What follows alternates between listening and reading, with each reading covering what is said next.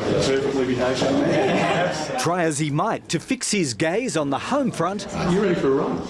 Yeah. Peter Dutton's stride's been broken. Did you jump the gun then in responding to those answered that. reports? Held to account today, I provided that response to that exact question a minute ago. And what was your response? Yeah, can you provide more clarity on your response? for this rush to judgment yesterday. Did the Prime Minister know about this before it was publicly announced by the President of Indonesia? Based on a defence publication's report that Russia had sought to base long-range military planes in Indonesia's Papua province, he'd concluded Prabowo Subianto had announced the request himself. The reference I made was obviously to what is a very credible military website, and that talked about government sources and of the Prabowo government sources. Far from it, Jakarta offered rapid-fire denials to Canberra. Indonesia has made it absolutely clear that there is no prospect of Russian aircraft operating from Indonesia. Yesterday you saw the contrast. Leading to a full-scale character carpet bombing on Peter Dutton's credibility. He verbaled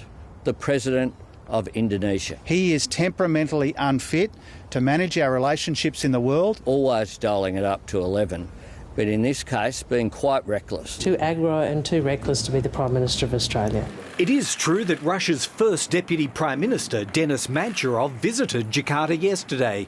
But as recently as last weekend, President Prabowo stressed Indonesia's intention to remain strictly non-aligned. Especially military blocs. So we are by tradition neutral. In a statement, Russia's ambassador to Jakarta admits Air Force cooperation is integral to strengthen defence ties between both countries. Wrongly attributing statements to the Indonesian president on sensitive defence relationships would be explosive at any time, and more so now, especially when it gives Labor the ammunition it craves to make Peter Dutton's character its daily target. Not that the coalition's done fighting either. It's suggesting a communist clamour to see Peter Dutton defeated. That would make two world leaders who want to see Anthony Albanese re-elected, and that would be China and Russia. If the world wasn't watching, it is now. Greg Jennett, ABC News, Canberra. At the halfway mark of the campaign, there's been some movement towards Labor in the polls, but it is still tight.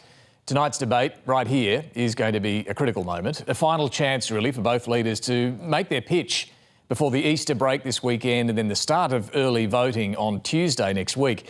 And look, this debate comes as tensions have really flared on the campaign trail today over Indonesia's defence cooperation with Russia, what Australia did and didn't know, whether the opposition leader verbaled the Indonesian president to score a political point. Now, Labor's saying that he's not fit for office, and look, the coalition feels the same way about the Prime Minister. What we're seeing is the attacks on each other are escalating. But when they come together in this studio tonight, Anthony Albanese and Peter Dutton will also have to explain their own plans and the vision they have for Australia's future.